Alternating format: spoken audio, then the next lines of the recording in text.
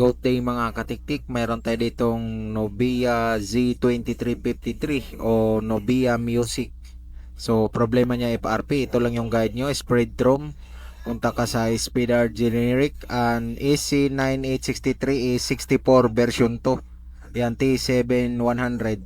Ayan, version 2 yan mga katiktik, 64. So ito mga katiktik ay tested ko na. Yan na po yung output. Di ko lang naipakita na meron siyang FRP. So yun, ini-skip natin.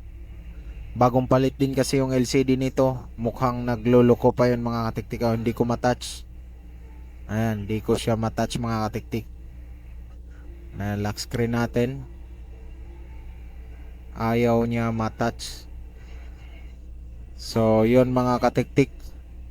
Skip, wala din. Ayaw mag-touch. So kailangan natin siguro to i-restart.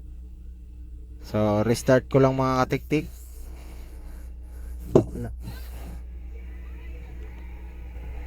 Ayan, so para ma-restart natin yung ating Nobia Music, long press lang natin lahat mga titik. Force restart.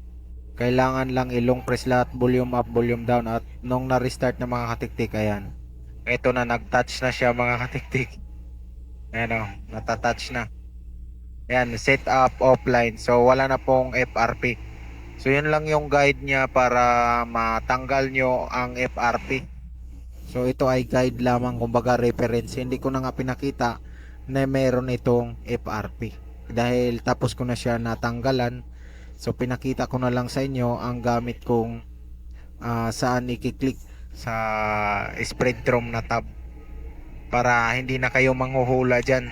So kung isa ka sa natulungan dito sa video na to mga katiktik, maraming salamat sa panonood at naway i-like mo na ang video na ito at mag-subscribe para sa maging updated ka sa susunod natin na upload. So yun, about phone, ayan o, Nobia Music C2353 po yung ating model. So again, this is Clear Bands and this is your katiktik.